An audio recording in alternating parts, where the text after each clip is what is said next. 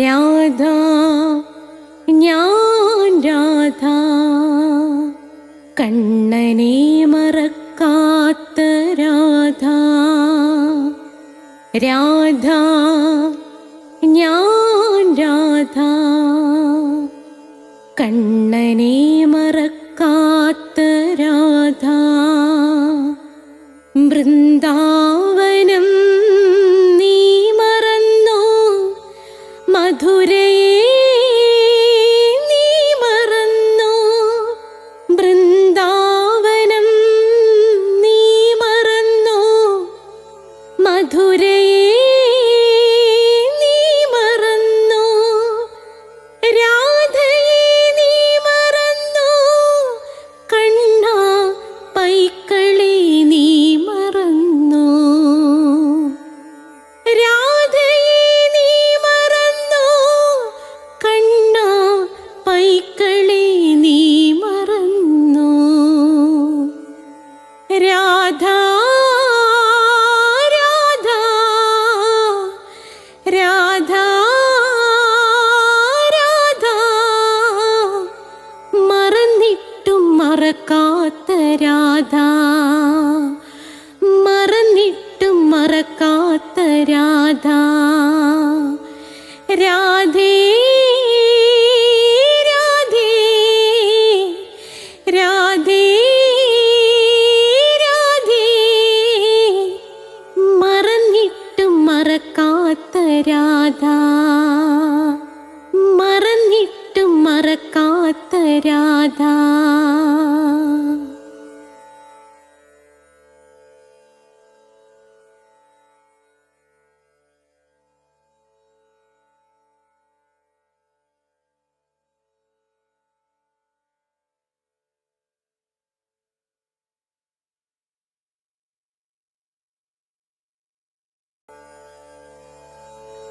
രാധ ഞാൻ രാധ കണ്ണനെ മറക്കാത്ത രാധ. രാധ ഞാൻ രാധ കണ്ണനെ മറക്കാത്ത രാധ. വൃന്ദാവനം നീ മറന്നോ, മധുരയെ നീ മറന്നോ. വൃന്ദാവനം നീ മറന്നോ, മധുരയെ നീ മറന്നോ. എല്ലാ രാധാജിയുടെ ഭക്തർക്കും എൻ്റെ ആശംസകൾ. നമ്മുടെ ഈ ചാനൽ 1,00,000 സബ്സ്ക്രൈബേഴ്സ് കഴിഞ്ഞിരിക്കുന്നു. സർവ്വവിധ ആശംസകളും. പ്രത്യേകിച്ച് എടുത്തു പറയേണ്ട കാര്യം, ദിലീപ് സാറിന് സകലവിധ ആശംസകളും എല്ലാം നേരുന്നു. നമ്മുടെ രാധേ ചാനൽ 1,00,000 സബ്സ്ക്രൈബേഴ്സ് ആയിരിക്കുകയാണ്. അതിനു വേണ്ടിയിട്ട് ഒരുപാട് പ്രയത്നിച്ച നമ്മുടെ ദിലീപ് സാറിന് ആദ്യമേ നന്ദി പറയുകയാണ്. കൊട്ടാരക്കര യൂണിയൻ്റെ പ്രസിഡന്റ് എന്ന നിലയിലും സാറിന് എല്ലാവിധ ആരോഗ്യ സൗഖ്യവും നേരുന്നു. ഇനിയും ഒരുപാട് സബ്സ്ക്രൈബേഴ്സ് ആവട്ടെ എന്ന് രാധാറാണി അമ്മയുടെ നാമത്തിൽ പ്രാർത്ഥിക്കുന്നു. എൻ്റെ പേര് രമാദേവി. ഞാൻ എറണാകുളം ജില്ലയിലെ രാധാറാണി ഗ്രൂപ്പിലെ സെക്രട്ടറിയാണ്. രാധാറാണിയുടെ ചാനൽ 1,00,000-ൽ പരം ആൾക്കാർ കണ്ടു കഴിഞ്ഞതിൽ വളരെയേറെ സന്തോഷിക്കുന്നു. അതുപോലെ തന്നെ ദിലീപ് സാറിനും എല്ലാ ജില്ലയിലുമുള്ള നിങ്ങൾ ഓരോരുത്തർക്കും നന്ദി രേഖപ്പെടുത്തുന്നു. രാധേ രാധേ രാധേ രാധേ രാധേ രാധേ. രാധാറാണിയുടെ അനുഗ്രഹം കൊണ്ട് നമ്മുടെ രാധേ ചാനൽ 1,00,000 സബ്സ്ക്രൈബേഴ്സ് കവിഞ്ഞു എന്നറിഞ്ഞതിൽ വളരെ സന്തോഷം. ദിലീപ് സാറിനും രാധേ ചാനൽ സബ്സ്ക്രൈബ് ചെയ്ത നിങ്ങൾ ഓരോരുത്തർക്കും അഭിനന്ദനങ്ങൾ. ഇനിയും ഒരുപാട് ഉയരങ്ങളിലെത്താൻ രാധാറാണി ദിലീപ് സാറിനെയും സാറിൻ്റെ ചാനലിനെയും അനുഗ്രഹിക്കട്ടെ. എൻ്റെ പേര് അനിൽകുമാർ. രാധേ ചാനലിൻ്റെ കൊല്ലം യൂണിറ്റ് പ്രസിഡൻ്റാണ്. രാധേ ചാനൽ 1,00,000 സബ്സ്ക്രൈബേഴ്സ് കവിഞ്ഞതിൽ ഞാൻ അതിയായി സന്തോഷിക്കുന്നു. രാധാറാണിയുടെ അനുഗ്രഹം കൊണ്ട് മാത്രമാണ് ഈ ചുരുങ്ങിയ കാലയളവിനുള്ളിൽ 1,00,000-ന് മുകളിൽ സബ്സ്ക്രൈബേഴ്സ് ആവാൻ സാധിച്ചത്. രാധാറാണിക്ക് നന്ദി. ഈ ചാനലിലെ ഓരോ സബ്സ്ക്രൈബേഴ്സിനും ഇതിന് പിന്നിൽ പ്രവർത്തിച്ച ഓരോരുത്തർക്കും ഞാൻ എൻ്റെ ഹൃദയത്തിൻ്റെ ഭാഷയിൽ നന്ദി പറയുകയാണ്. അതുപോലെ തന്നെ ഈ ചാനലിൻ്റെ മുഖ്യ അവതാരകനും ചാനലിൻ്റെ എല്ലാമായ ഞങ്ങളുടെ ദിലീപ് സാറിനും എൻ്റെ ഹൃദയത്തിൻ്റെ ഭാഷയിൽ ആശംസകൾ നേരുന്നു. ഈ ചാനൽ ഇനിയും പൂർവാധികം മുന്നോട്ട് പോകാൻ രാധാറാണിയോട് പ്രാർത്ഥിക്കുന്നു. രാധേ രാധേ എന്ന നമ്മുടെ പ്രിയപ്പെട്ട ചാനൽ നമ്മുടെ പൊന്നു രാധാറാണിയമ്മയുടെ അനുഗ്രഹം കൊണ്ട് 1,00,000-മേൽ സബ്സ്ക്രൈബേഴ്സ് ആയതിൽ വളരെയധികം സന്തോഷം. ദിലീപ് സാറിന് എൻ്റെ എല്ലാവിധ ആശംസകളും. രാധേ രാധേ ഓ രാധേ രാധേ രാധേ രാധേ ഓ രാധേ രാധേ രാധേ രാധേ ഓ രാധേ രാധേ രാധേ രാധേ ഓ രാധേ രാധേ രാധേ രാധേ എന്ന ചാനലിലേക്ക് എല്ലാവർക്കും സ്വാഗതം. ഇന്ന് ശ്രീബുദ്ധൻ്റെ കഥകളാണ്. അത് 16ാമത്തെ എപ്പിസോഡാണ്. ഇതിനു മുമ്പുള്ള എപ്പിസോഡ് കേൾക്കണമെന്നുള്ളവർ പ്ലേലിസ്റ്റ് എടുത്തു കഴിഞ്ഞാൽ മതി. എല്ലാ തിങ്കളാഴ്ചയും 12 മണിക്ക് രാധയുടെ പ്രണയം, എല്ലാ തിങ്കളാഴ്ചയും 12 മണിക്ക് നാരായണീയം, ചൊവ്വാഴ്ച 12 മണിക്ക് രാധയുടെ പ്രണയം, കൃഷ്ണൻ്റെ കാമുകി രാധ. രാധയെക്കുറിച്ചുള്ള വിവരങ്ങൾ അറിയാൻ ആഗ്രഹിക്കുന്നവർ രാധയുടെ പ്രണയം കാണുക. 94 എപ്പിസോഡായി കഴിഞ്ഞു. എല്ലാ ബുധനാഴ്ചയും ശ്രീബുദ്ധൻ്റെ കഥ, വ്യാഴാഴ്ച അഷ്ടപതിയുടെ ക്ലാസ്, വെള്ളിയാഴ്ച ദിവസം ധർമ്മപദം, ശ്രീബുദ്ധൻ എഴുതിയ ധർമ്മപദം. അത് നിശ്ചയമായി നിങ്ങൾ കേട്ടിരിക്കണം. മോക്ഷത്തിലേക്കുള്ള താക്കോലാണ് ധർമ്മപദം. മോക്ഷം തരുന്നത് ദൈവങ്ങളല്ല, അവനവൻ തന്നെ കണ്ടെത്തണം. അതിനുവേണ്ടി ദൈവം സഹായിക്കില്ല. അത് വ്യക്തമായി മനസ്സിലാക്കുക. നിങ്ങൾ ധർമ്മപദം കേൾക്കുക, അതനുസരിച്ച് പ്രവർത്തിക്കുക. പിന്നെ ഇംഗ്ലീഷ് സംസാരിക്കാൻ ആഗ്രഹിക്കുന്നവർക്ക് സ്പോക്കൺ ഇംഗ്ലീഷിൻ്റെ വീഡിയോ ഇട്ടിട്ടുണ്ട്, അത് നിങ്ങൾ കേൾക്കുക. നേരിട്ട് പഠിക്കാൻ വരുന്നവർക്ക് വരാം. ഞാൻ കൊല്ലത്തുള്ളതാണ്, അപ്പോൾ സ്പോക്കൺ ഇംഗ്ലീഷിന് വേണ്ടി ഇവിടെ വരാം. പിന്നെ കാസർഗോഡ് നിന്നൊക്കെ ആൾക്കാർ വരുന്നുണ്ട്, അവർക്കൊക്കെ ഇവിടെ സ്റ്റേ ചെയ്യാനുള്ള എല്ലാ സൗകര്യങ്ങളും ഉണ്ട്. ജ്യോതിഷമുണ്ട്. ഓരോ മാസത്തിൽ ജനിച്ചവരുടെ ഫലം, ഓരോ നക്ഷത്രത്തിൽ ജനിച്ചവരുടെ ഫലം കൊടുത്തിട്ടുണ്ട്. നിങ്ങളത് കേൾക്കുക. എന്തെങ്കിലും നിങ്ങൾക്ക് സംശയങ്ങളോ ആവശ്യങ്ങളോ ഉണ്ടെങ്കിൽ എൻ്റെ ഫോൺ നമ്പറിൽ വിളിച്ചാൽ മതി. എൻ്റെ ഫോൺ നമ്പർ 9645333999 എന്ന നമ്പറിലേക്ക് വിളിച്ചാൽ മതി. തികച്ചും സൗജന്യമാണ്. അതേ കണക്ക് ഒരിടത്തൊരച്ഛനുണ്ടായിരുന്നു എന്ന വീഡിയോ നിങ്ങൾ ഉറപ്പായിട്ടും കാണണേ. പ്രണയം എങ്ങനെ വിജയിക്കാം, മന്ത്രം ഉൾപ്പെടെ, അത് പ്രണയിക്കുന്ന കുട്ടികൾ കാണണം. അവരുടെ മാതാപിതാക്കൾ ഉറപ്പായിട്ടും ആ വീഡിയോ കണ്ടിരിക്കണം. അതിനകത്ത് ഒരു ഉപേക്ഷയും നിങ്ങൾ വിചാരിക്കരുത്. അതേ കണക്ക് ഹിന്ദുക്കൾ അറിയേണ്ടവ പ്ലേലിസ്റ്റ് എടുത്താൽ കിട്ടും. മീരയുടെ കഥ, പിന്നെ അഷ്ടാവക്രഗീത നിശ്ചയമായും പ്ലേലിസ്റ്റ് എടുത്ത് നിങ്ങൾ കേട്ടിരിക്കണം. അതൊരു അനുഭവം തന്നെയാണ്. അപ്പം നമ്മൾ ബുദ്ധൻ്റെ കഥ തുടങ്ങുകയാണ്. ഓം മഹാഗണപതയേ നമഃ. ഓം ശ്രീ രാധാകൃഷ്ണായ നമഃ. ഓം മണിപത്മേ ഹും. ഓം രാധായേ സ്വാഹ. രാധേ രാധേ ഓ രാധേ രാധേ രാധേ രാധേ ഓ രാധേ രാധേ രാധേ രാധേ ഓ രാധേ രാധേ രാധേ രാധേ ഓ രാധേ രാധേ രാധേ രാധേ ഓ രാധേ രാധേ രാധേ രാധേ ഓ രാധേ രാധേ. ബർസാനെ വാലി രാധാറാണി കി ജയ്. എൻ്റെ മാതാവ് രാധാറാണി കി ജയ്. എനിക്ക് സർവ്വ ഐശ്വര്യങ്ങളും വാരിക്കോരി തരുന്ന എൻ്റെ പൊന്ന് രാധാറാണി അമ്മാക്കി ജയ്. എന്നെ സർവ്വ പാപങ്ങളിൽ നിന്നും മോചിപ്പിക്കുന്ന രാധാറാണി അമ്മാക്കി ജയ്. എനിക്ക് രോഗങ്ങൾ വരാതെ കാത്തുരക്ഷിക്കുന്ന രാധാറാണി അമ്മാക്കി ജയ്. എന്നെ സർവ്വ പാപങ്ങളിൽ നിന്നും മോചിപ്പിക്കുന്ന രാധാറാണി അമ്മാക്കി ജയ്.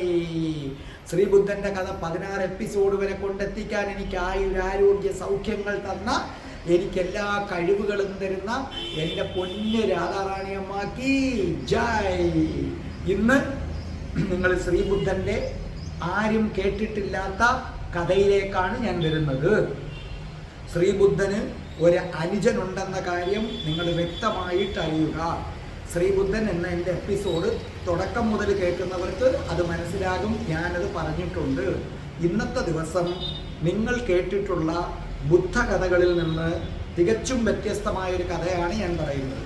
അപ്പോൾ സ്വാഭാവികമായിട്ടും നിങ്ങൾ ചോദിക്കും, ഇങ്ങാർക്ക് ഇത് എവിടെ നിന്ന് കിട്ടിയെന്ന്. അത് മനുഷ്യൻ്റെ ഒരു സ്വഭാവമാണ്. അപ്പോൾ ഞാൻ നിങ്ങളോട് പറയാം, കാളിദാസ മഹാകവിക്കും മുമ്പ് ജീവിച്ചിരുന്ന, കാലം കൃത്യമായി ഗണിച്ചിട്ടില്ല, കാളിദാസ മഹാകവിക്കും മുമ്പ് ജീവിച്ചിരുന്ന അശ്വഘോഷൻ്റെ അതിമഹത്തായ 2 ബുക്കുകളുണ്ട്. അത് രണ്ടും ബുദ്ധനെ കുറിച്ചുള്ളതാണ്. ഒന്നിൻ്റെ പേര് ബുദ്ധചരിതം, രണ്ടാമത്തതിൻ്റെ പേര് സൗന്ദരനന്ദം. ഈ അശ്വഘോഷൻ്റെ സൗന്ദരനന്ദം എന്ന് പറയുന്ന പുസ്തകം അത് മൊത്തം കാവ്യമാണ്, പദ്യമായിട്ടാണ് എഴുതിയിരിക്കുന്നത്. നല്ല സംസ്കൃത ശ്ലോകങ്ങൾ, ആ സംസ്കൃത ശ്ലോകങ്ങൾ ഓരോന്നോരോന്നായി കൊടുത്തിട്ടുണ്ട്. അത് ശ്ലോകങ്ങളാണ്. അത് വായിച്ചിട്ട് അതിനെ ഞാൻ ഗദ്യരൂപത്തിലാക്കിയിട്ടാണ് നിങ്ങളടുത്തേക്ക് തരുന്നത്. അതുകൊണ്ട് തന്നെ നിങ്ങൾക്ക് എന്ത് സംശയം ഉണ്ടെങ്കിലും ഈ പുസ്തകം ഇതാണ് സൗന്ദരനന്ദം. നിങ്ങളെല്ലാവരും കണ്ടല്ലോ, അശ്വഘോഷൻ്റെ സൗന്ദരനന്ദം എന്നതാണ് പുസ്തകം. ഒരു റയർ പുസ്തകമാണ്, കിട്ടാൻ അല്പം പാടാണ്. ഇപ്പോൾ പ്രിൻ്റ് ഉണ്ടോ എനിക്ക് അറിയില്ല. എന്തായാലും അശ്വഘോഷൻ്റെ ഈ പുസ്തകത്തിലാണ് ഞാൻ ഇപ്പോൾ പറയാൻ പോകുന്ന സംഭവം ഉള്ളത്. അപ്പോൾ എന്ത് സംശയമുള്ളവർക്കും അതെടുത്ത് വെച്ച് നോക്കിയാൽ മതി. പക്ഷെ അത് പദ്യരൂപത്തിലാണ് എഴുതി വെച്ചിരിക്കുന്നത്. അപ്പോൾ സാധാരണ എങ്കിലും നിങ്ങൾക്കത് വായിക്കുമ്പോൾ ഞാൻ പറയുന്നത് പിടികിട്ടും. ഇതുകൂടാതെ ധർമ്മപദത്തിലും ഇതിനെക്കുറിച്ചുള്ള സൂചനയുണ്ട്. ധർമ്മപദത്തിൽ ഇതിലെ നായികയുടെ പേര് ജനപദ കല്യാണി എന്നാണ്. ധർമ്മപദത്തിൽ കൊടുത്തിരിക്കുന്നതിൽ ഇതിൽ നായികയുടെ പേര് ജനപദ കല്യാണി എന്നാണ്. 8-ാം അധ്യായത്തിലാണെന്നാണ് എനിക്ക് തോന്നുന്നത്. ധർമ്മപദത്തിൻ്റെ 8-ാമത്തെ അധ്യായത്തിലാണെന്നാണ് തോന്നുന്നത്. പക്ഷേ നമ്മുടെ സൗന്ദരനന്ദത്തിൽ അതിനകത്ത് കൊടുത്തിരിക്കുന്ന പേര് സുന്ദരി എന്നാണ്. അപ്പോൾ നിങ്ങൾക്ക് മനസ്സിലായല്ലോ എനിക്ക് എവിടെ നിന്ന് കിട്ടുന്നെന്ന്. അപ്പോൾ ഇനി ശ്രദ്ധിച്ചു കേട്ടോ. ശുദ്ധോദനൻ, സിദ്ധാർത്ഥൻ്റെ പിതാവാണ് ശുദ്ധോദനൻ. ഈ ശുദ്ധോദന മഹാരാജാവിന് മായാവതിയിൽ ജനിച്ച പുത്രനാണ് സിദ്ധാർത്ഥൻ എന്ന ശ്രീബുദ്ധൻ, പിന്നീട് ബുദ്ധനായി തീർന്ന സിദ്ധാർത്ഥൻ. പക്ഷേ ബുദ്ധൻ ജനിച്ചു കഴിഞ്ഞപ്പോൾ അദ്ദേഹത്തിൻ്റെ അമ്മയായ മായാവതി എന്ത് ചെയ്തു? മരിച്ചുപോയി. ഇതൊക്കെ നിങ്ങൾക്കറിയാം. അപ്പോൾ എന്ത് ചെയ്തു? ഈ ബുദ്ധൻ സിദ്ധാർത്ഥനെ ശുശ്രൂഷിക്കുന്നതിന് വേണ്ടി അവരുടെ സഹോദരിയായ പ്രജാപതിയെ അദ്ദേഹം നിയോഗിച്ചു. ഈ പ്രജാപതിയിൽ ശുദ്ധോദനനൊരു കുട്ടിയുണ്ടായി. ഇതിനെക്കുറിച്ച് പലർക്കും അറിയില്ല. ഈ ശ്രീബുദ്ധ ഭഗവാന്റെ അമ്മയാണ് മായാവതി മരിച്ചു കഴിഞ്ഞപ്പോൾ ബുദ്ധനെ നോക്കുന്നതിന് വേണ്ടി അവരുടെ സഹോദരിയായ പ്രജാപതിയെ കൊണ്ടുവരികയും പിന്നീട് അവരിൽ ശുദ്ധോദനന് ഒരു കുട്ടി ജനിക്കുന്നു. ആ കുട്ടിയുടെ പേരാണ് നന്ദൻ. അപ്പം ബുദ്ധന്റെ സഹോദരനാണ് നന്ദൻ. നന്ദൻ വിവാഹിതനായി. ഓർമ്മിക്കുക, ബുദ്ധൻ കപിലവസ്തുവിലേക്ക് വന്നതിന് ശേഷമാണ് ഈ കഥ നടക്കുന്നത്. ഞാൻ കപിലവസ്തുവിലേക്ക് വന്ന് 3-ാം ദിവസമാണ് നടക്കുന്നത്. ഇത് കപിലവസ്തുവിലേക്ക് ബുദ്ധൻ പ്രവേശിക്കുന്നതിനെക്കുറിച്ച് ഇതുവരെ ഞാൻ പറഞ്ഞിട്ടില്ല. ഇത് കഴിഞ്ഞിട്ട് പറയും. ഈ ഒരു ഭാഗം തീർത്തു വെച്ചതിന് ശേഷം പിന്നെ ശ്രീബുദ്ധൻ കപിലവസ്തുവിൽ പ്രവേശിക്കുന്നത് ഞാൻ 1 തുടങ്ങുന്നതായിരിക്കും. ഇതിപ്പോൾ തൽക്കാലം ഞാൻ ഇടയ്ക്കിട്ട് പറയുകയാണ്. കപിലവസ്തുവിൽ ബുദ്ധൻ വന്നതിന് ശേഷം 3-ാം ദിവസത്തേക്ക് ഉള്ളതാണ്. അതിന് മുമ്പുള്ള കാര്യങ്ങളൊക്കെ ഞാൻ പിന്നീട് അടുക്കിന് പറയും. കാരണം അതുമായി ഇതില്ല. അതുകൊണ്ട് ഇത് ഞാനൊന്ന് ഇടയ്ക്ക് കയറി പറയുകയാണ്. ശ്രദ്ധിച്ചോളണേ. ബുദ്ധൻ്റെ സഹോദരനാണ് നന്ദൻ. നന്ദൻ വിവാഹം കഴിച്ചു. നന്ദൻ്റെ ഭാര്യയുടെ പേര് സുന്ദരി. പറയുന്നത് പോലെ അതീവ സുന്ദരിയാണ്. രണ്ടുപേരും ലൗകികമായ സുഖങ്ങളിൽ അങ്ങനെ ഭ്രമിച്ച് കഴിയുകയാണ്. ഈ സുന്ദരിയുടെ മറ്റൊരു പേരാണ് ജനപദ കല്യാണി. അവർ രണ്ടുപേരും ഒരിക്കൽ പോലും ഇണപിരിയാൻ പറ്റാത്തത്ര ഇണക്കുരുവികളായി രണ്ടുപേരും ലൗകിക സുഖങ്ങളിലും ശൃംഗാര ചേഷ്ടകളിലും മുഴുകി അങ്ങനെ കഴിയുകയാണ്. അങ്ങനെ കഴിയുന്ന സമയത്താണ് ബുദ്ധൻ കപിലവസ്തുവിലേക്ക് എത്തിയത്. അങ്ങനെ ബുദ്ധൻ കപിലവസ്തുവിലെത്തിയതിൻ്റെ 3-ാമത്തെ ദിവസം നന്ദൻ്റെ ഭവനത്തിൽ ഭിക്ഷയ്ക്ക് ചെന്നു. അങ്ങനെ ഭിക്ഷയ്ക്ക് ചെന്നപ്പോൾ നന്ദനും നന്ദൻ്റെ പത്നിയും അങ്ങനെ രതിലീലകളിൽ മുഴുകുകയാണ്. അതുകൊണ്ട് അദ്ദേഹത്തെ ശ്രദ്ധിക്കാൻ അവിടെ ആരുമില്ലായിരുന്നു. അവർ മുകളിൽ ആണ്. അപ്പം പ്രത്യേകിച്ച് ആരും അവിടെ അദ്ദേഹത്തെ ശ്രദ്ധിക്കാനില്ല. അങ്ങനെ ഭിക്ഷ കിട്ടാതെ ശ്രീബുദ്ധൻ മടങ്ങിപ്പോയി. കുറേ കഴിഞ്ഞിട്ടാണ് നന്ദൻ ഈ വിവരമറിയുന്നത്. തൻ്റെ മൂത്ത സഹോദരനായ സിദ്ധാർത്ഥൻ ബുദ്ധനായി മാറിയിട്ട് തൻ്റെ വീട്ടിൽ ഭിക്ഷയ്ക്ക് വന്നു എന്നും താൻ ഭാര്യയുമായി ശൃംഗരിച്ചിരുന്നതിനാൽ അതറിഞ്ഞില്ല എന്നും ബുദ്ധന് ഭിക്ഷ കൊടുക്കാതെ മടക്കി അയച്ചു എന്ന് പറഞ്ഞപ്പോൾ വെപ്രാളമായി. കാരണം ഒരു ഭിക്ഷുവിന് ഭിക്ഷ കൊടുക്കാതെ മടക്കി അയച്ചുകൂടാ. അപ്പോൾ ഇതറിഞ്ഞ നന്ദൻ പറഞ്ഞു, ഞാൻ ബുദ്ധൻ്റെ അടുത്ത് പോകട്ടെ എന്ന് പറഞ്ഞു. അപ്പോൾ സുന്ദരി പറഞ്ഞു, എനിക്ക് നിങ്ങളെ ഒരു നിമിഷം പോലും പിരിഞ്ഞിരിക്കാൻ പറ്റില്ല. ദേ നോക്കൂ, ഞാൻ എൻ്റെ മുഖത്ത് ഈ ലേപനം ഇട്ടിരിക്കുന്നു. ഈ ലേപനം ഉണങ്ങുന്നതിന് മുമ്പ് നിങ്ങൾ എൻ്റെ അടുക്കൽ തിരിച്ചെത്തണം. എനിക്ക് വാക്ക് തരാൻ പറഞ്ഞു. അപ്പം നന്ദൻ പറഞ്ഞു, നിന്റെ മുഖത്തെ ലേപനം ഉണങ്ങുന്നതിന് മുമ്പ് ഞാൻ തിരിച്ചു വരും. കാരണം ഒരു ഭിക്ഷു വന്നാൽ ഭിക്ഷ കൊടുക്കാതെ വിട്ടുകൂടാ. ഇവിടെ വന്നത് എൻ്റെ സ്വന്തം ജ്യേഷ്ഠൻ തന്നെയാണ്, അതുകൊണ്ടാണ് പോകുന്നതെന്ന് പറഞ്ഞിട്ട് നന്ദൻ തൻ്റെ ഭാര്യ സുന്ദരിയെ ചേർത്ത് വെച്ച് മുഖത്ത് ചുംബനവുമൊക്കെ കൊടുത്തിട്ട് അവിടെ നിന്ന് ഇറങ്ങി. അങ്ങനെ ബുദ്ധൻ്റെ പിന്നാലെ ചെന്നു കഴിഞ്ഞപ്പോൾ കുറേ ആൾക്കൂട്ടവുമുണ്ട്. അപ്പോൾ ബുദ്ധൻ എന്ത് ചെയ്തു? നന്ദനെ ഒറ്റയ്ക്ക് കിട്ടാൻ വേണ്ടി ബുദ്ധൻ ഒരു വിജനമായ വഴിയിലൂടെ നടന്നു. അങ്ങനെ നടന്ന് ഒടുവിൽ നന്ദൻ ബുദ്ധൻ്റെ പിന്നാലെ ചെന്നു കഴിഞ്ഞ് അവർ ഒറ്റയ്ക്കായപ്പോൾ ബുദ്ധൻ പറഞ്ഞു, ജ്യേഷ്ഠ. അപ്പോഴും ബുദ്ധനെ ഒരു സന്യാസിയായി കണക്കാക്കുന്നില്ല. ആ പാദങ്ങളിൽ വീണ് നന്ദൻ നമസ്കരിക്കുന്നില്ല, പക്ഷെ ഭയങ്കര ബഹുമാനമുണ്ട്. അദ്ദേഹം പറഞ്ഞു, ജ്യേഷ്ഠ, എൻ്റെ വീട്ടിൽ ആഹാരം കഴിക്കാനായിട്ട് വരണം. അപ്പോൾ ബുദ്ധൻ ആംഗ്യം കൊണ്ടത് നിഷേധിച്ചു. കാരണം ബുദ്ധ സന്യാസിമാർ ഒരു നേരം മാത്രമേ ആഹാരം കഴിക്കാനുള്ളൂ. അങ്ങനെ താല്പര്യമില്ലാന്ന് വ്യക്തമാക്കിയിട്ട് ബുദ്ധൻ എന്ത് ചെയ്തു എന്നറിയാമോ? നന്ദൻ്റെ കൈ പിടിച്ച് ഈ ഭിക്ഷാപാത്രം നന്ദനെ ഏൽപ്പിച്ചു. അപ്പോൾ ഈ നന്ദനെ സംബന്ധിച്ചിടത്തോളം എത്രയും പെട്ടെന്ന് സുന്ദരിയുടെ അടുക്കൽ തിരിച്ചെത്തണം. കാരണം നന്ദൻ സുന്ദരിക്ക് വാക്കുകൊടുത്തതാണ്, മുഖത്തെ ലേപനം ഉണങ്ങുന്നതിന് മുമ്പ് ഞാൻ അവിടെ എത്തുമെന്ന്. അപ്പം നന്ദന് എങ്ങനെയെങ്കിലും ഇവിടുന്ന് എന്ത് ചെയ്യണം? രക്ഷപ്പെടണം. നന്ദൻ ആ ഒരു ചിന്ത മാത്രമേ ഉള്ളൂ. അപ്പം ബുദ്ധൻ വളരെ കാരുണ്യത്തോടെ തൻ്റെ അനുജൻ്റെ മുടി തലോടി, അനുജൻ്റെ മനസ്സ് വായിച്ചു. എന്നിട്ട് ബുദ്ധൻ പറഞ്ഞു, ഏത് വിധത്തിലെങ്കിലും ഈ നന്ദനെ ലൗകികമായ കുഴപ്പങ്ങളിൽ നിന്ന് മോചിപ്പിക്കണമെന്ന് ബുദ്ധൻ തീരുമാനിച്ചു. അപ്പോൾ ബുദ്ധൻ പറഞ്ഞു, അനുജ, സംഹാരകനായ കാലൻ എത്തും മുമ്പ് പരമമായ മുക്തി നേടാൻ നമ്മൾ മനസ്സ് വയ്ക്കണം. ഏത് നിമിഷം വേണമെങ്കിലും യമനെത്തി നമ്മളെ കൊണ്ടുപോകാം. ഈ ലോകത്തിൽ ഏത് നിലയിൽ ജീവിച്ചാലും എത്ര പ്രതാപത്തോടു കൂടി വാണാലും ശരി, നമ്മളെ മൃത്യു കീഴ്പ്പെടുത്തിയിരിക്കും. നമ്മുടെ ശരീരഭംഗി നിലനിൽക്കുവോളം കാലം മാത്രമേ എന്തു ചെയ്യുള്ളൂ? മറ്റുള്ളവർ നമ്മളെ സ്നേഹിക്കുകയുള്ളൂ. എല്ലാ കാമസുഖങ്ങളും എല്ലാ രതികളും ഏതിനെ ആശ്രയിച്ചിരിക്കുന്നു? എന്താ? ശരീരസുഖത്തെ, ശരീരഭംഗിയെ ആശ്രയിച്ചിരിക്കുന്നു. ഈ ശരീരഭംഗിക്ക് കോട്ടം തട്ടുമ്പോൾ നിന്നോടിപ്പോൾ ആർക്കാണോ കാമം തോന്നുന്നത് അവരുടെ കാമം ഇല്ലാതാകും, മറിച്ച് നിനക്കും.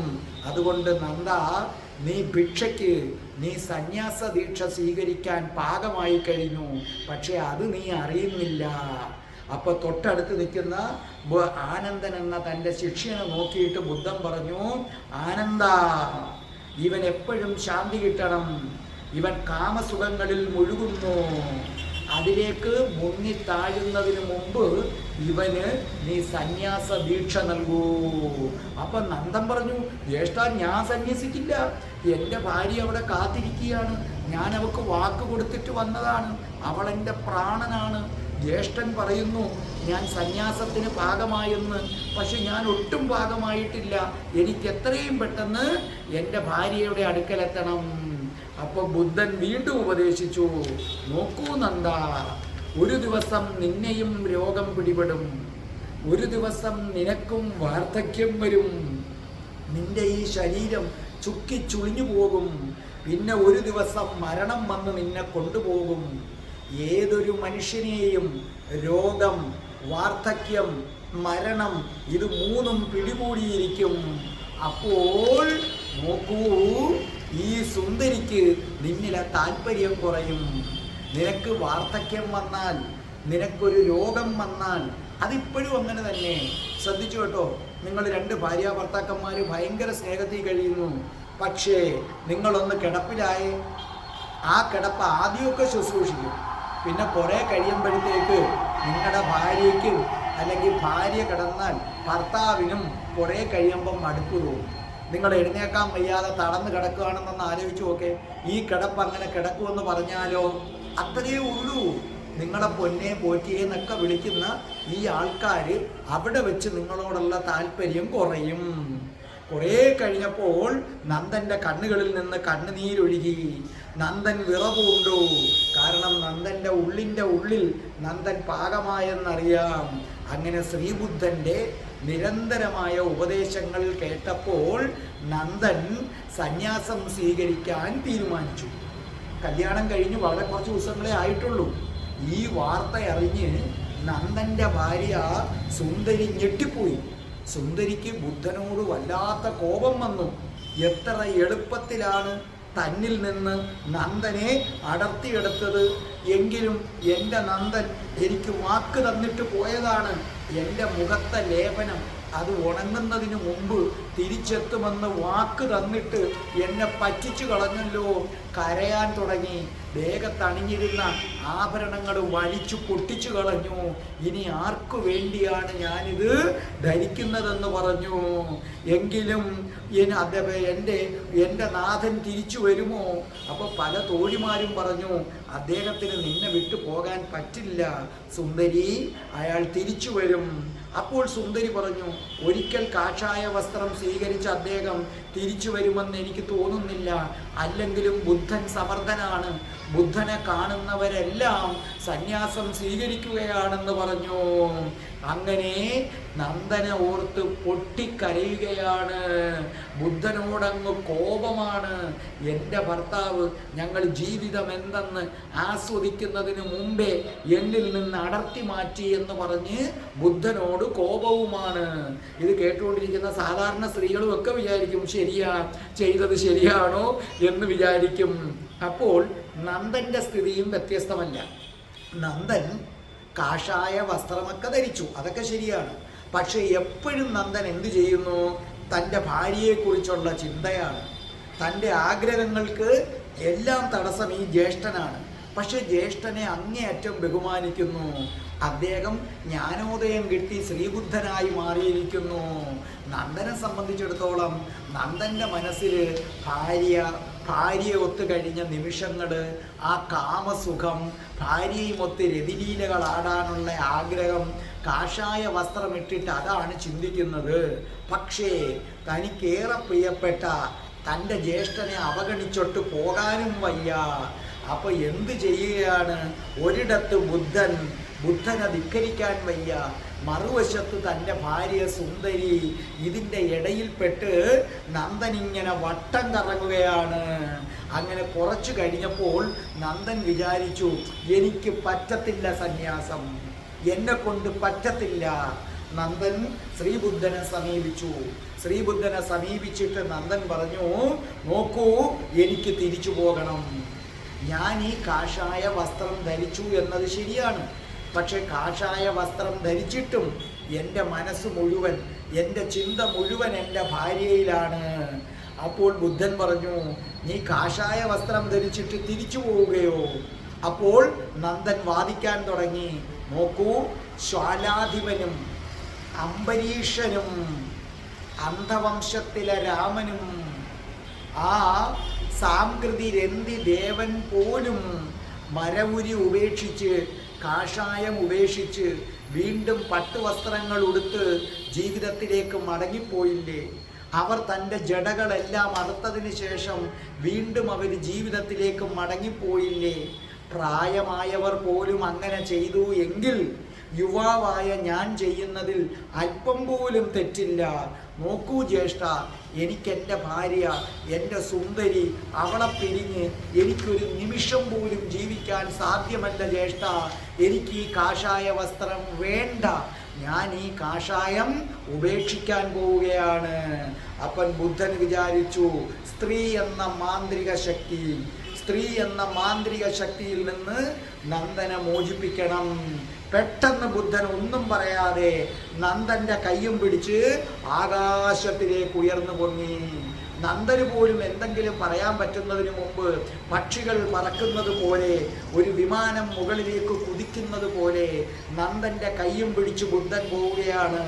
അങ്ങനെ ബുദ്ധൻ മഞ്ഞു മൂടിയ ഹിമാലയത്തിലെത്തി. അവിടെ ഒരു കണ്ണിന് മാത്രം കാഴ്ചയുള്ള ഒരു കുരങ്ങ്, ആ കുരങ്ങ് കിടന്ന് ചാടിക്കളിക്കുന്നു. അപ്പോൾ ബുദ്ധൻ ചോദിച്ചു, നോക്കൂ, ഈ നിൽക്കുന്ന കുരങ്ങാണോ സുന്ദരി, അതോ നിന്റെ ഭാര്യയാണോ കൂടുതൽ സൗന്ദര്യമുള്ളത്? ആർക്കാണ് നന്ദ കൂടുതൽ സൗന്ദര്യമുള്ളത്? അപ്പം ബുദ്ധൻ പുഞ്ചിരിച്ചിട്ട് പറഞ്ഞു, ഈ കുരങ്ങിനെയും എൻ്റെ ഭാര്യയും കൂടെ താരതമ്യം ചെയ്യാൻ പറ്റുമോ? എൻ്റെ ഭാര്യ തന്നെയാണ് എനിക്ക് വലുത്. അപ്പോൾ ബുദ്ധൻ ചോദിച്ചു, നിനക്ക് ഈ കുരങ്ങിനെ വേണോ അതോ നിന്റെ ഭാര്യയെ വേണോ? എനിക്കെൻ്റെ ഭാര്യയെ മതി, എനിക്ക് വേറെ ആരും വേണ്ട. ഈ കുരങ്ങനെ എന്തിന്? അപ്പോൾ ബുദ്ധൻ വീണ്ടും ഒന്ന് പുഞ്ചിരിച്ചു. അവിടെ നിന്ന് ഈ നന്ദന്റെ കൈ പിടിച്ചു. നന്ദന്റെ കൈ പിടിച്ചിട്ട് എന്ത് ചെയ്തു? അവിടെ നിന്ന് വീണ്ടും മുകളിലേക്ക് പോയി. അങ്ങനെ പോയി ദേവേന്ദ്രന്റെ കേളീവനമായ നന്ദനത്തിലെത്തി.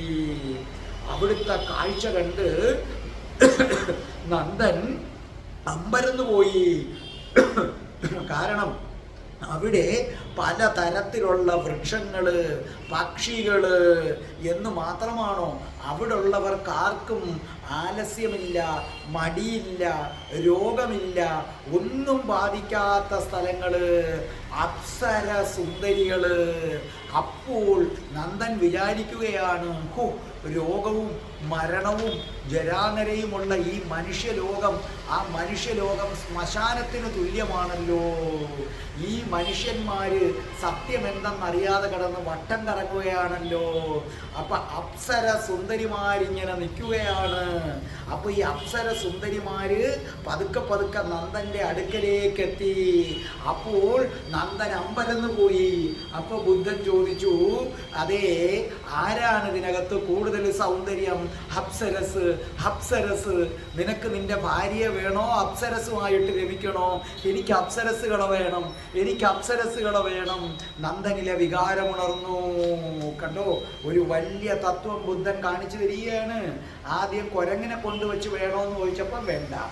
തൻ്റെ ഭാര്യയേക്കാൾ സൗന്ദര്യമുള്ള ഒരു സ്ത്രീയെ കണ്ടപ്പോൾ അത് മതി, ഭാര്യയെ മറന്നു. ഇതുവരെ ഭാര്യയെ ഓർത്ത് വിലപിച്ചവനാണ്. ഇത് തിരിച്ചും സംഭവിക്കാമെന്നാണ് പറയുന്നത്. മനസ്സിലായില്ലേ? അപ്പോൾ ഇതുവരെ ഭാര്യയെ ഓർത്ത് വിലപിച്ച ആള് ഇപ്പൊ അപ്സര സ്ത്രീകളെ കണ്ടതോടുകൂടി പറയുകയാണ്, എനിക്ക് ഈ അപ്സര സ്ത്രീകൾ വേണം, എനിക്ക് ഇവരോടൊത്ത് രതിലീലകളാടണം. അപ്പൊ ബുദ്ധൻ പറഞ്ഞു, ആയിക്കോട്ടെ, നിനക്ക് അപ്സര സ്ത്രീകളുമൊത്ത് എന്ത് ചെയ്യാം? രതിലീലകളാടാം. അങ്ങനെ രതിലീലകൾ ആടണമെങ്കിൽ നന്ദ, അപ്സര സ്ത്രീകളെ വെറുതെ കിട്ടില്ല, നീ ധ്യാനിച്ച് അതിനുള്ള യോഗ്യത നേടണം. അപ്പോൾ പറഞ്ഞു, ഈ അപ്സര സ്ത്രീകളെ കിട്ടാൻ ഞാൻ എന്തും ചെയ്യാം, എത്ര നേരം വേണമെങ്കിലും ഞാൻ തപസ്സനുഷ്ഠിക്കാം. അപ്സര സ്ത്രീകളിൽ നിന്ന് കണ്ണെടുക്കാൻ വയ്യ. അപ്പോൾ ചോദിച്ചു, നിനക്ക് സുന്ദരിയുടെ അടുക്കലേക്ക് പോണ്ടേ? വേണ്ട, എനിക്ക് ഈ അപ്സര സ്ത്രീകളെ കിട്ടണം. ഇവരെ കിട്ടാൻ വേണ്ടി ഞാൻ എന്തും ചെയ്യുമെന്ന് പറഞ്ഞു. അപ്പോൾ ബുദ്ധൻ ധ്യാനത്തിൻ്റെ രീതികൾ പറഞ്ഞു കൊടുത്തു. ഇന്ന ഇന്ന രീതിയിൽ നീ ധ്യാനിക്കണം. ആ ധ്യാനത്തിൻ്റെ ഓരോ ഘട്ടത്തിലും സത്യമെന്തെന്ന് വെളിപ്പെടുത്താൻ വേണ്ടി ബുദ്ധൻ എന്തു ചെയ്തു? ഓരോ ലോകത്തെയും ഓരോരോ കാഴ്ചകൾ ഇങ്ങനെ കാണിച്ചു കൊടുത്തുകൊണ്ടേയിരുന്നു. ഈ അപ്സര സ്ത്രീകൾക്ക് പോലും പിന്നീട് നാശം സംഭവിക്കുന്നത് കാണിച്ചു കൊടുത്തുകൊണ്ടേയിരുന്നു. അങ്ങനെ ധ്യാനത്തിൻ്റെ പല പല ഘട്ടങ്ങൾ കഴിഞ്ഞു. പല പല ഘട്ടങ്ങൾ കഴിഞ്ഞു. ബുദ്ധൻ ഭൂമിയിലേക്ക് തിരിച്ചു വന്നു. ഈ ഘട്ടങ്ങൾ കഴിഞ്ഞപ്പോൾ അതേ, അപ്സര സ്ത്രീകളുമൊത്ത് രമിക്കണമെന്നുള്ള നന്ദൻ്റെ ആഗ്രഹം പൂർണ്ണമായും ഇല്ലാതായി. നന്ദൻ സത്യമെന്തെന്ന് മനസ്സിലാക്കി. മരണത്തെ ജയിക്കുന്ന ആ ലോകമാണ് ഇതിനേക്കാൾ വലുതെന്ന് മനസ്സിലാക്കി. നന്ദൻ ബുദ്ധൻ്റെ അടുക്കലേക്ക് തിരിച്ചു വന്നിട്ട് പറഞ്ഞു, എൻ്റെ തെറ്റ് ഞാൻ മനസ്സിലാക്കുന്നു. എനിക്ക് സത്യമെന്തെന്ന് കാണിച്ചു തന്ന അങ്ങയെ ഞാൻ പ്രണമിക്കുന്നു. എനിക്ക് കാഷായം തന്നാലും വീണ്ടും എനിക്ക് ആത്മാർത്ഥമായി ഒന്നും കൂടെ മന്ത്രോപദേശം തരൂ. അന്ന് ഞാൻ മന്ത്രോപദേശം സ്വീകരിക്കുമ്പോൾ പോലും എൻ്റെ മനസ്സിൽ എൻ്റെ ഭാര്യയായിരുന്നു എന്ന് പറഞ്ഞു. അങ്ങനെ തൻ്റെ സ്വന്തം അനുജനായ നന്ദനെ സന്യാസിയാക്കി മാറ്റി. ഈ സമയത്ത് എന്ത് സംഭവിച്ചു? ഈ ജനപദ കല്യാണി അല്ലെങ്കിൽ സുന്ദരി എന്ന് പറയുന്നത് ബുദ്ധൻ്റെ ചെറിയമ്മയായ ഗോതമിയുടെ മകളാണ്. ഒടുവിൽ അവിടെ എന്തൊക്കെ സംഭവിക്കുന്നു? ബുദ്ധൻ വന്നതോടുകൂടി ബുദ്ധൻ്റെ മകനായ രാഹുലനും സന്യാസം സ്വീകരിക്കുന്നു. അതൊക്കെ ഞാൻ പിന്നെ പറയും. ഈ ഗോതമിയും സന്യാസം സ്വീകരിക്കുന്നു. സുന്ദരി അല്ലെങ്കിൽ ജനപദ കല്യാണിയുടെ മാതാവായ ആരാണ്? ഗോതമിയും സന്യാസം സ്വീകരിക്കുന്നു. എല്ലാവരും സന്യാസം സ്വീകരിച്ചു പോയപ്പോൾ താൻ ഒറ്റപ്പെട്ടു പോയി എന്ന് സുന്ദരി മനസ്സിലാക്കി. ഒടുവിൽ നിവർത്തിയില്ലാതെ തൻ്റെ മാതാവ് സന്യാസിയായിരിക്കുന്നു, നന്ദൻ സന്യാസം സ്വീകരിച്ചിരിക്കുന്നു, ഭർത്താവ് എല്ലാവരും സന്യാസം സ്വീകരിച്ചിരിക്കുന്നു. അതുകൊണ്ട് മനസ്സോടെ ഈ ഭിക്ഷു സംഘത്തിൽ കാഷായ വസ്ത്രം ധരിച്ചു ചേർന്നു. ഒരിക്കലും ബുദ്ധിസത്തിലുള്ള വിശ്വാസം കൊണ്ടല്ല ചേർന്നത്. ബുദ്ധനോട് ഇപ്പോഴും ഭയങ്കരമായ ദേഷ്യമാണ്. അപ്പോൾ ബുദ്ധനോട് വിരോധവുമാണ്. പക്ഷേ വേറെ മാർഗമില്ലാത്തത് കൊണ്ട് സുന്ദരി സന്യാസിനിയായിട്ട് അങ്ങനെ മാറി, ഏകാന്തതയിൽ നിന്ന് രക്ഷപ്പെടാൻ. അങ്ങനെ കുറേ നാള് ഇവിടെ ബുദ്ധൻ്റെ അടുക്കലേക്ക് പോലും പോയില്ല. ഈ സുന്ദരി കുറേ നാള് ശ്രീബുദ്ധൻ്റെ അടുക്കലേക്ക് പോലും പോയില്ല. അത്രയ്ക്ക് ദേഷ്യമായിരുന്നു. പക്ഷേ മറ്റുള്ളവർക്കൊക്കെ ശ്രീബുദ്ധൻ ആരാധനാപാത്രമാണ്. അവിടുത്തെ മറ്റു ഭിക്ഷുണിമാരുടെ ആരാധനാപാത്രമാണ് ബുദ്ധൻ. ബുദ്ധനെ കുറിച്ച് അവർ പറയുന്നത് കേട്ട് സുന്ദരി വിചാരിച്ചു, എന്നാൽ ബുദ്ധനെ ഒരിക്കൽ പോയെന്ന് കാണാം. അങ്ങനെ ബുദ്ധനെ കാണാനായിട്ട് വന്നു. അപ്പോഴും സുന്ദരിക്ക് തൻ്റെ ദേഹാഭിമാനം വളരെ വലുതാണ്. അപ്പോഴും ഈ കാഷായ വസ്ത്രം ധരിക്കുമ്പോഴും സുന്ദരി വിചാരിക്കും, ഇവിടെ ഇരിക്കുന്ന ആർക്കൊണ്ട് എൻ്റെ അത്ര സൗന്ദര്യം, ഈ പ്രദേശത്ത് ആർക്കൊണ്ട് എൻ്റെ അത്ര സൗന്ദര്യം, എൻ്റെ അത്ര സൗന്ദര്യമുള്ള ഒരു സ്ത്രീ ഈ ഭൂമിയിലില്ല എന്ന ചിന്ത കാഷായ വസ്ത്രം ധരിച്ച സുന്ദരിക്കും ഉണ്ടായിരുന്നു. അപ്പോൾ ബുദ്ധൻ സുന്ദരിയെ കണ്ടു. സുന്ദരിയുടെ ഈ ദേഹാഭിമാനത്തെക്കുറിച്ച് ബുദ്ധൻ മനസ്സിലാക്കി. അപ്പോൾ ബുദ്ധൻ അവളെ രക്ഷിക്കാൻ ഒരു ഉപായം, ഒരു തന്ത്രം പ്രയോഗിച്ചു. ബുദ്ധൻ അതിസുന്ദരിയായ ഒരു 16കാരിയെ സൃഷ്ടിച്ചു. അതിസുന്ദരിയായ ഒരു 16കാരി ബുദ്ധൻ്റെ അടുത്തിരുന്നിങ്ങനെ വീശിക്കൊണ്ടിരിക്കുന്നു. ഓർമ്മിക്കുക, ഈ അതിസുന്ദരിയെ മറ്റാർക്കും കാണാൻ പറ്റില്ല. ഈ മായക്കാഴ്ച ജനപദ കല്യാണിക്ക് മാത്രമേ കാണാൻ പറ്റൂ. അപ്പോൾ ഇവളുടെ മുന്നിലേക്ക് എത്തിയ നമ്മുടെ സുന്ദരി അമ്പരന്ന് പോയി. കാരണം എന്തൊരു സൗന്ദര്യം! ഈ നിമിഷം വരെ താനാണ് ഏറ്റവും വലിയ സുന്ദരി എന്നാ കരുതിയത്. പക്ഷെ ഇത് കണ്ടപ്പോൾ ഒരു കാര്യം മനസ്സിലായി കഴിഞ്ഞിരിക്കുന്നു. ഈ 16കാരി പെണ്ണിൻ്റെ മുമ്പിൽ താൻ വിരൂപയാണ്, താൻ ഒന്നുമില്ല. ആദ്യമായിട്ട് തൻ്റെ ദേഹാഭിമാനത്തിലുള്ള മതിപ്പ് നന്ദൻ്റെ ഭാര്യയായ സുന്ദരിക്ക് കുറഞ്ഞു. ആ സുന്ദരി ഈ 16കാരിയെ തന്നെ നോക്കിയിരിക്കുകയാണ്. തനിക്കുള്ളതിൻ്റെ 1000 ഇരട്ടി സൗന്ദര്യം. പക്ഷെ നോക്കിയിരിക്കെ 16കാരിക്ക് പ്രായം കൂടി വന്നു. പതുക്കെ 16കാരി വാർദ്ധക്യത്തിലേക്ക് കയറി. അവൾ വയസ്സായി. അവളുടെ തലമുടികൾ നരച്ചു, തൊലികൾ ചുക്കിച്ചുളുങ്ങി, അവൾ വിരൂപയായി മാറി. അല്പം കഴിഞ്ഞപ്പോൾ ഈ 16കാരി ഇതാ മരണമടഞ്ഞ ശവം അവിടെ കിടക്കുന്നു. ആ ദേഹം ഇങ്ങനെ ചീർത്ത് വരുന്നു, പെരുകി വരുന്നു. ആ ജഡത്തിൽ പുഴുത്തു തുടങ്ങി, പുഴുക്കൾ അരിച്ചു തുടങ്ങി. ആ ജഡത്തിൽ കാക്കയും കഴുകനും ആ ജഡത്തെ കൊത്തിവലിക്കുന്നു. വല്ലാത്തൊരു വിഭ്രമം തോന്നി. അല്പം മുമ്പ് തന്നേക്കാൾ സുന്ദരിയായി കണ്ട ഒരു പെണ്ണിൻ്റെ അവസ്ഥയാണിത്. അപ്പോൾ പിന്നെ തൻ്റെ അവസ്ഥയോ? ഈ കാഴ്ച ജനപദ കല്യാണി സുന്ദരിയുടെ ദേഹാഭിമാനം തീർന്നു. അതവളെ മാറ്റിമറിച്ചു. തൻ്റെ 1000 ഇരട്ടി സൗന്ദര്യമുള്ള 16-കാരി വാർദ്ധക്യം ബാധിക്കുന്നു, മരിക്കുന്നു. ആ ശരീരം പുഴുവരിക്കുന്നു, കാക്ക കൊത്തിപ്പെറിക്കുന്നു, കഴുകന്മാർ കൊത്തിവലിക്കുന്നു. ഇത് തന്നെയാണ് എൻ്റെയും ശരീരത്തിൻ്റെ അവസ്ഥ എന്ന് മനസ്സിലാക്കുകയും അവൾ എന്തു ചെയ്യുകയാണ്? അവൾക്ക് യഥാർത്ഥ ബോധമുണർന്നു. അപ്പം ബുദ്ധൻ ഇങ്ങനെ പാടി: രക്തമാംസങ്ങളാൽ തേപ്പിച്ചസ്ഥി കൊണ്ടുള്ളൊരിപ്പുജുരം. ഉണ്ടോ? രക്തമാംസങ്ങളാൽ തേപ്പിച്ച് അസ്ഥി കൊണ്ടുള്ളൊരിപ്പുരം, ജരമൃത്യു, അഹങ്കാരം, കാപട്യങ്ങൾക്ക് ശേഖരം. ഇത് കേട്ടതോടുകൂടി ബോധം, അതായത് നമ്മുടെ ഈ ദേഹം രക്തവും മാംസവും ഒക്കെ അസ്ഥിക്കകത്ത് ഒട്ടിപ്പിടിപ്പിച്ച് വച്ചിരിക്കുക. ഈ ദേഹത്തെ എപ്പോഴും ജരാനരകൾ ബാധിക്കും. ഈ ദേഹത്ത് അഹങ്കാരമുണ്ട്, അസൂയയുണ്ട്, കാപട്യങ്ങളുണ്ട്, മരണമുണ്ട്. ഇതിൻ്റെ ശേഖരമാണിത്. ഈ ഗാഥ കേട്ടതോടുകൂടി ബോധോദയത്തിൻ്റെ ആദ്യഘട്ടമായ ശ്രോതാപത്തി എന്ന നിലയിലേക്ക് സുന്ദരി എത്തി. ആ സുന്ദരി പിന്നീട് ബുദ്ധൻ്റെ അങ്ങേയറ്റത്തെ ആരാധനയുള്ള ശിക്ഷയായി മാറുകയാണ്. ഇപ്പോൾ ബുദ്ധൻ്റെ അനുജനായ നന്ദൻ അവിടെ സന്യാസി, ബുദ്ധ സന്യാസി. ഈ സുന്ദരിയാകട്ടെ ഭിക്ഷിണി. ആ 2 പേർക്കും ഇപ്പം കണ്ടാൽ അങ്ങനെ ഒരു സ്നേഹമോ കാമവോ ഒന്നുമില്ലാത്ത നിർമ്മലമായ അവസ്ഥയിലെത്തി. ബുദ്ധൻ അവരെ 2 പേരെയും ദുഃഖങ്ങളില്ലാത്ത ശാന്തിയും സമാധാനവും മാത്രമുള്ള ലോകത്തിലേക്ക് അവരെ 2 പേരെയും ബുദ്ധൻ ഉയർത്തി. ബുദ്ധം ശരണം ഗച്ഛാമി, ധർമ്മം ശരണം ഗച്ഛാമി, സംഘം ശരണം ഗച്ഛാമി. ബുദ്ധം ശരണം ഗച്ഛാമി, ധർമ്മം ശരണം ഗച്ഛാമി, സംഘം ശരണം ഗച്ഛാമി.